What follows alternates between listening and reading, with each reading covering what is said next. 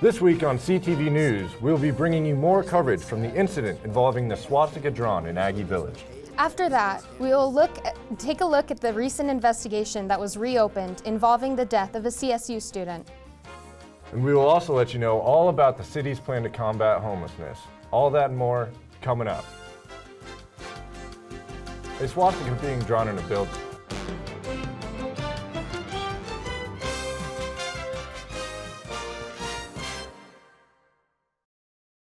A swastika being drawn in a building where several Jewish students live is the latest in anti-Semitic behavior on campus.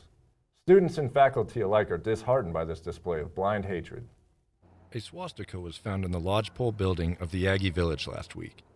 This occurred in a building that houses several Jewish students, making this a personal attack against the Jewish community at CSU. I think it makes it a little bit more frightening to be a Jew on campus. That's a symbol that calls for the death of all Jews, that obviously poses a threat to us. And in being part of a Jewish organization where we meet at a house every week, it allows the potential for danger against us, and it's something that I personally don't want to go to a university that stands for. Students are expressing sadness as well as a sense of fear that acts of hate are still occurring. It makes us feel unwelcome. I know personally, myself and a few other Jews on campus, we live in the surrounding apartments, and even though consciously I knew that wouldn't be really an issue when I walked out of my apartment that next morning, subconsciously I expected to see a swastika on my door or next to my door, and that makes me feel unsafe and unwelcome. I just think it's sad that it's 2019 and there's still this much hate and prejudice on this campus. I mean, my Jewish roots go deep, as my grandparents are both Holocaust survivors. CSU is coming together as a community, though, to fight this prejudice. Jewish people have done this throughout the ages. The only way to respond is to walk with greater pride of your Jewish identity, embrace and show that you're proud of who you are. And for us, that's been always the best answer to anti-Semitism. In times like these, it is vital that our campus bands together to support those affected and end the hate to make CSU an excellent school for all who attend.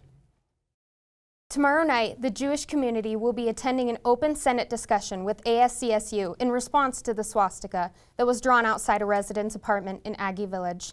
Similarly to the Senate session following the blackface incident, the CSU student government will hear ways members of the community believe they can make campus a more safe and inclusive environment for all members of the CSU community.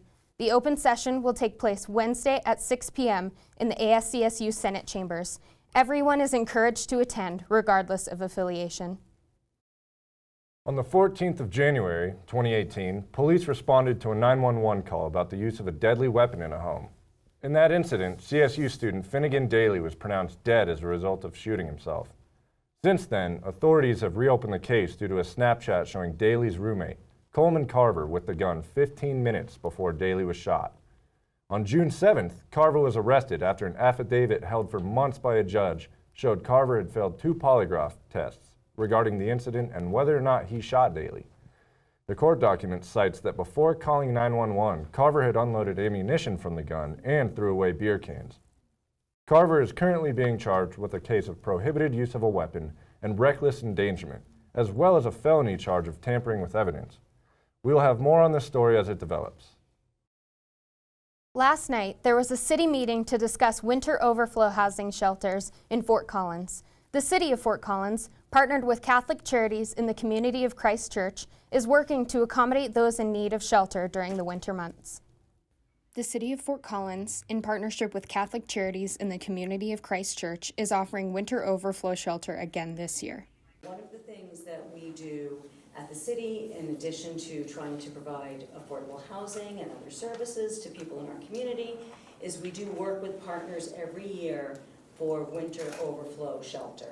So that's what tonight really is about, is to kind of get feedback from neighbors, answer any questions there might be about how it works and what we do.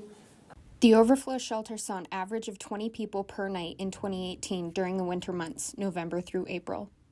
It's an actual expansion of the shelter into this facility. We work very closely with the other shelter, the Fort Collins Rescue Mission, to fill their shelters as full as they possibly can accommodate in the winter. That we're offering warming centers at the Murphy Center 5 nights a week. So not only is that a safe and dry place to go, but also services are provided. Last year, we offered women only at this location. That is the plan for the coming winter as well. And we changed the hours so that they start at 9 o'clock. And that makes it much easier transition from other available places to come in at 9 o'clock. On really cold nights or when weather triggers are hit, we step up to emergency activations. And that means that we have more services during the day, broader day services, and we try to accommodate everybody who needs shelter on those cold nights. We're part of the community, right? We're not at odds with one another. We're trying to figure out positive solutions for everybody, and we wouldn't be here without the support of the community, and that's just the truth of it. So I see us as an extension of our neighborhoods, an extension of our parishes, and we're trying to do the best we can for all involved. For more information on resources and community services available for those experiencing homelessness, you can visit www.fcgov.com/social sustainability. The CSU Campus Connections Mentoring Program has been nominated for the Peter McGrath Community Engagement Scholarship Award. The program works with youth involved in the justice system and serves as a tool to help troubled youth get their life moving in the right direction before their time at CSU starts. Shelley Haddock, a co-developer of the program, told the Collegian that mentors have 127% higher chance of graduating and a 63% less chance of dropping out if involved in the program. Campus Connections has also been nominated for the Kellogg Foundation Community Involvement Scholarship Award this year and will compete with 3 other universities for the award in November. All over the country, major cities have introduced e-scooter companies as an easy way to travel around town in small areas. Fort Collins will be among the next group to introduce the e-scooter ride-sharing program, City Transportation Manager Amanda Mansfield said last week. This will be a 1-year pilot program that will start off with 250 scooters distributed to higher density areas of the city and another 250 for the CSU campus. The city will feature several dismount zones where scooters will not be allowed. These include Old Town, parts of CSU, and Linden Street, within the Water District. If you have been around the CSU campus or Old Town, you will likely have heard a train at some point coming through there. In an effort to help reduce overall noise in these areas, the City of Fort Collins has tried designating quiet zones where the train will not need to use its horn when passing through. All previous attempts the city has made to pass these regulations have been blocked by the Federal Railroad Administration. In another effort to make a quiet zone, the city attempted to partner with SPB to help create legislation requiring certain areas to be in a quiet zone. SPB declined to help the city beyond giving because SPB works with a railroad group who was uncomfortable with them trying to change any railroad regulations. As of now, the city is still attempting to create these quiet zones, so for now, expect to keep hearing trains around the CSU campus as well as Old Town. Earlier today, Colorado Parks and Wildlife released a statement saying there was a bear spotted in southwest Fort Collins near the intersection of Harmony Road and Shields. CPW is urging people to take steps to avoid attracting bears, such as removing food attractions, dirty grills, fruit on the ground, pet food, and bird feeders. If bears do approach someone's property, CPW has instructed people to make loud noises to deter the bear.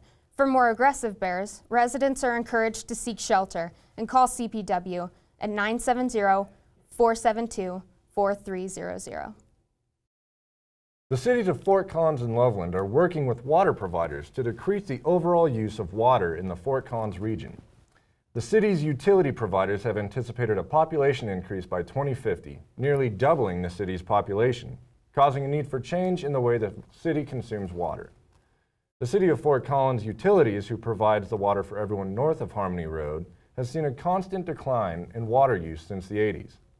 Is hoping to reduce water usage in the city another 10% before 2030.